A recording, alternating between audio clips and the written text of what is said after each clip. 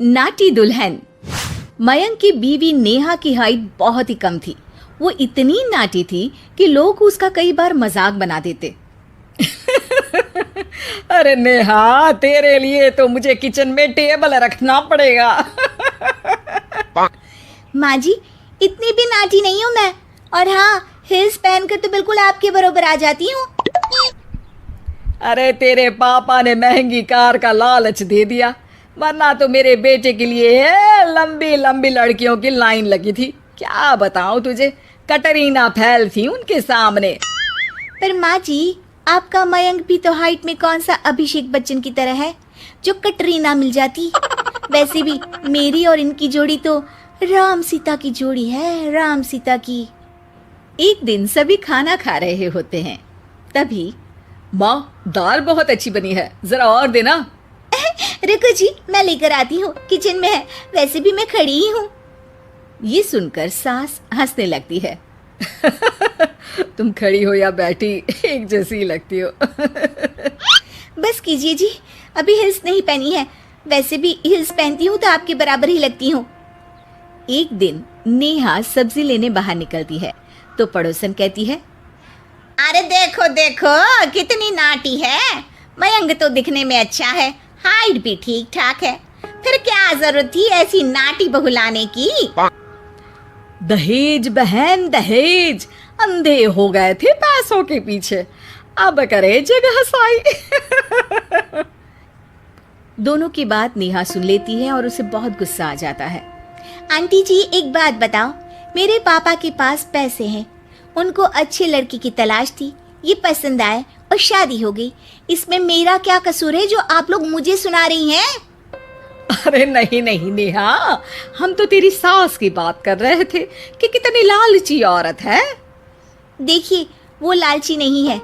हाँ, उनकी कुछ शौक है जो वो अपने बेटे से पूरा करवाना चाहती है, और देखा जाए तो उसमें उनकी गलती भी क्या है भला। अगर इन्होंने मुझसे शादी की है तो जरूर कुछ न कुछ तो अच्छाई नजर आई होगी ना। और अब ना तो मैं आपकी बहू हूँ और ना ही आपके रिश्तेदारों को मुझसे मिलना है। फिर ये बात समझ नहीं आई कि आप इतना परेशान क्यों हो रही हैं। ये बोलकर नेहा वहां से निकल जाती है। नेहा, चलो तैयार हो जाओ, हम लोगों को एक पार्टी में जाना है। नेहा तैयार होकर पार्टी में जाती है, जहां मयंक का दोस्त उससे कहता है, अरे मयंक, तू लकी है यार, तेरी बीवी की हाइट इतनी कम है कि तुझे बच्चे की जरूरत ही नहीं है, भाभी ही बच्ची जैसी है। और मयंक, मेरी बीवी इतनी कम हाइट की हो ना तो मैं तो घर से बाहर ही ना निकलूं, कहीं फुदक कर चली गई तो लेने के देने पड़ जाएंगे। सभी नेहा पर हंसने लगते हैं। तभी पार्टी की जगह पर आग लग जाती है। अरे भागो यहाँ से, जल्दी करो, निकलो यहाँ से। अरे लेकिन बाहर के दरवाजे पर ही आग है, अब कैसे बाहर निकलेंगे? कोई रास्ता भी नहीं है। अरे रास्ता है ना, अगर कोई इस खिड़की से बाहर निकलकर अगर सामने के दरवाजे में आग को बुझा दे तो सब निकल सकते हैं। तभी नेहा उस छोटे से जरोखे से बाहर निकलकर आग को बुझा देती है।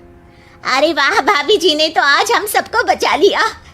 वाह भाई वाह, बीवी हो तो ऐसी, अपने पति ही नहीं बल्कि यहाँ मौजूद सभी की जान बचा ली है इसने। भाई मयंक, माफ कर देना, तेरी बीवी तो सच में कमाल है। मुझे ये बात पता है और मुझे मेरी बीवी पर गर्व है। नेहा मुस्कुराकर अपने पति की तरफ देखती है।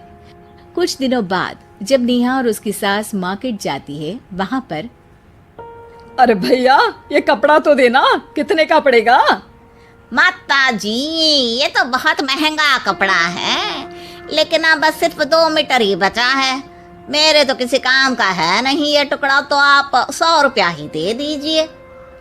अरे भैया, तो मैं क्या करूंगी इस टुकड़े का, लेकिन वैसे है बड़ा ही सुंदर। तभी नेहा बोल पड़ती है, इसमें तो मेरी पूरी ड्रेस बन जाएगी। ये कहकर वो कपड़ा ले लेती है। अगले दिन नेहा वो ड्रेस पहनकर सास के सामने आती है। अरे वाह नेहा, ये ड्रेस तो बहुत ही सुंदर लग रही है, बड़ी महंगी होगी ना? अरे कपड़ा तो मैंने ही पसंद किया था, बस पूरा नहीं था तो इसने ले लिया। सिर्फ 200 रुपये की ड्रेस है ये पूरी। देखो माँ जी, नाटी होने का भी कम फायदा नहीं है। जैसे तैसे दिन कट रहे थे। सास और पड़ोसियों के मजाक बनाने का सिलसिला चल ही रहा था कि एक दिन मोहल्ले से जोर जोर से आवाज आती है, हाय रे मैं मर गई, भगवान मैं क्या करूं। अरे क्या हुआ? देखते हैं तो सभी एक हॉल के सामने भीड़ लगाकर खड़े हैं। मेरा बेटा प्रिंस गड्ढे में गिर गया है। पड़ोसन जोर जोर से रोने लगती है कि तभी वहां नेहा आ जाती है। रोइए मत, मैं प्रिंस को लेकर आती हूँ। ये बोलकर नाटी सी पतली सी नेहा गड्ढे में घुसकर बच्चे को बाहर ले आती है। अब क्या था, एक बार फिर नेहा के लिए पूरा मोहल्ला तालियां बजाता है।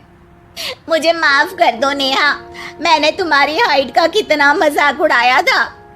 कोई बात नहीं मौसी, प्रिंस ठीक है, ये बात है। अब वो दिन आता है जब सास नेहा की तारीफ करती है। वाह बहू वाह, तेरी तारीफें सुन सुनकर तो मैं खुश हो गई।